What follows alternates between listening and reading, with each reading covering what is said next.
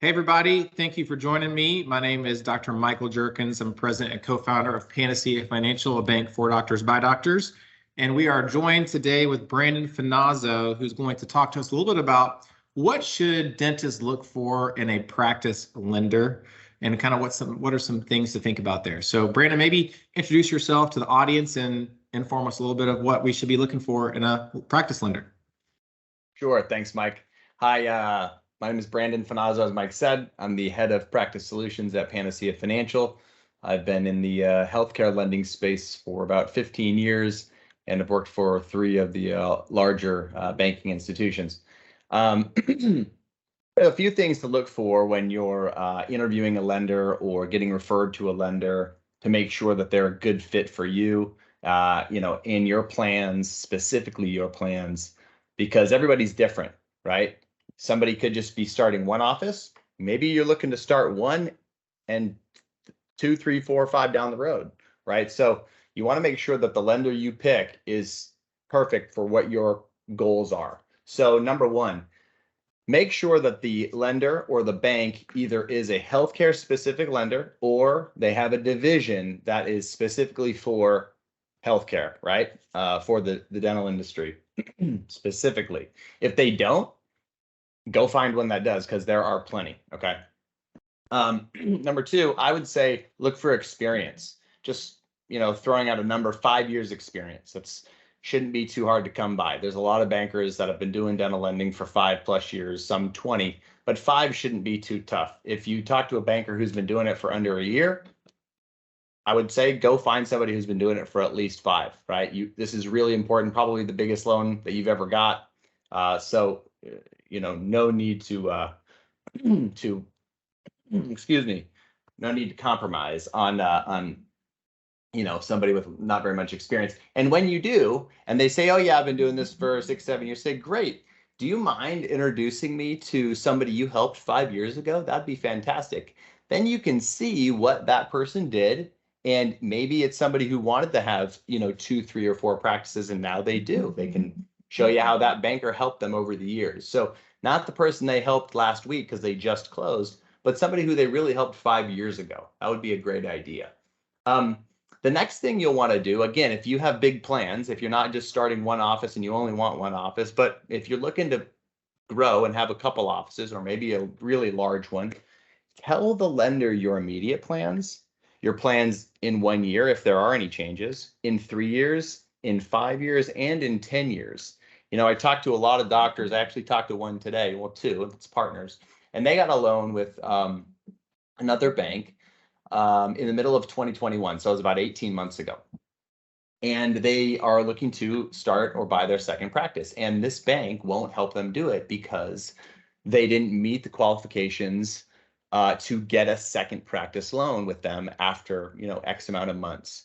We could help them, but they were stuck in a massive prepayment penalty, and it doesn't make sense for them to get out. And I don't even know if they can. So because they didn't talk to that banker about their plans, now they're stuck with that bank and they're unable to buy this practice that they could easily qualify for. So imagine being in your practice, you're at capacity, and you're just going to have to sit and wait until that bank you worked with is ready for you. So really important to set the tone, your goals, and then have them walk you through how they can help.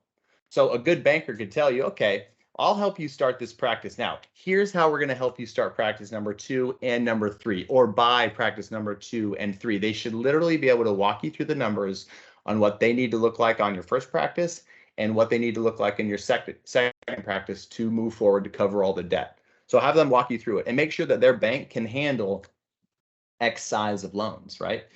Maybe you want to buy real estate for your second practice. Does this bank have a great real estate product? I don't know, ask them, right? Make sure that they do. Walk through those things, because prepayment penalties are common. I haven't worked for a bank that doesn't have them. So you'll probably have a 3 to 5 year prepayment penalty. That means you need to have at least a 3-year plan with that lender so they know where you're going. Okay.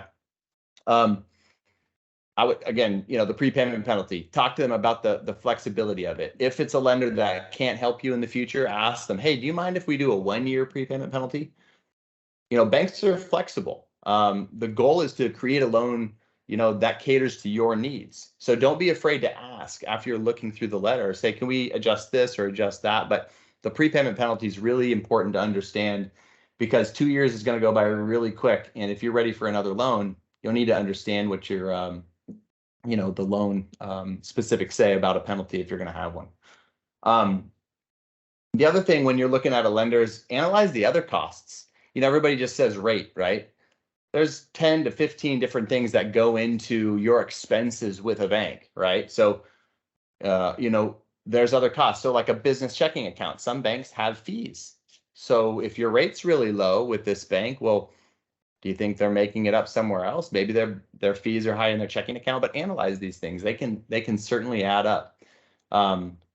Merchant services is another thing. Check the rates on those. If they make you use a certain merchant processing company to bank with them, go and check those rates. There's equipment and products that come with these services too. Like if you ever wanted to scan checks at your office, digitally scan them, some banks will charge per scan. Well, they'll also charge you to buy that equipment, which could cost $1,000. So really understand every product and every part of the loan so you're in the right position, and you're not just focused on the rate, where over here you may have high fees. Okay. The lender, when you're talking to them about their experience, ask them if they have other professionals that they've worked with, and do they have a team of people? They should be able to say yes, and they should be able to introduce you to multiple different professionals that are specific for what you're doing. So a startup, there's all kinds of professionals you're going to need to work with, and the lender should have a nice list of people that have helped them. Talk to those people, talk about how they've done deals together, really get a good group together to make sure that you're covered in all areas. Timeline to get it done. Again, when you're analyzing the lender for experience and the rates, well, don't forget timeline, right? I mean, now is a perfect example. Rates are going through the roof. So if you were approved 2 months ago and now you're trying to close, is your rate still good? I mean, the feds keep increasing prime. So is that affecting you? Ask them, can you close this in 30 days if I apply today? They should confidently give you an answer, right? And if they say they can't give you an answer, say, then can my rate be good until I close with you? So just make sure that you understand the timeline. There's how long does it take to get approved, but then there's how long does it take to fund the loan? Most of the time, the longest process is the closing process after you're approved. There's a lot of paperwork that goes into it. Try to understand what those closing conditions are from your lender so that you're set up properly. Sometimes there's conditions that the lender will make you do that you don't want to do. What if they, mandate a certain length of a lease, but you don't want that length of a lease, or certain types of insurances, or there's all types of conditions that, banks will make you have to do their loan. And if you've already spent a month getting approved, and all of a sudden you learn about these conditions, you'll feel pot committed, right? And you'll be like, well, I'm already approved here. I don't want to start over. And now you feel stuck. So understand everything it takes to fund the loan, not just get approved, because that list is 3 times longer than you think.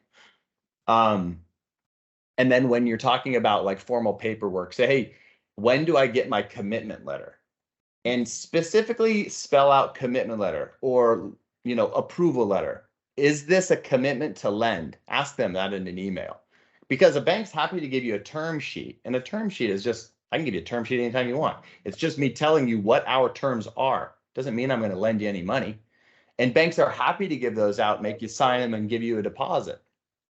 So you really want to know, when do I get my commitment letter? Because that's when you're good for those funds. So there's 7 or 8 really good tips on, what to look for in a lender. And if you have any questions, I'm always happy to answer. Thanks. Brandon, that was awesome. I think what I heard you saying is, and part of the reason we exist at Panacea is because there's a lot of financial situations that doctors run into that you feel like other people outside of, being a doctor don't really understand, or maybe you're taking advantage of you because you're busy running a practice, busy seeing patients, and know what questions you're supposed to ask to keep people honest and accountable, that they have your true interest at heart, is difficult. So, I think that was super helpful information, especially, if I might add, folks who you work with that might just be interested in the short term, like this deal we want to close. We're not going to worry about this customer 5, even 2 or 3 years from now, to your example, but really try to figure out what is this doctor's goals and how can we help them achieve those goals now, but also long term. And that's really that's pivotal for what we do. But I think there's great information for everybody out there. So super helpful. Thank you, Brandon. Like he said, if you guys have additional questions on this, feel free to email Brandon or myself. There are contact information here on this video, or you can reach out to DSN and they'll get a hold of us. Thanks, guys. Thanks.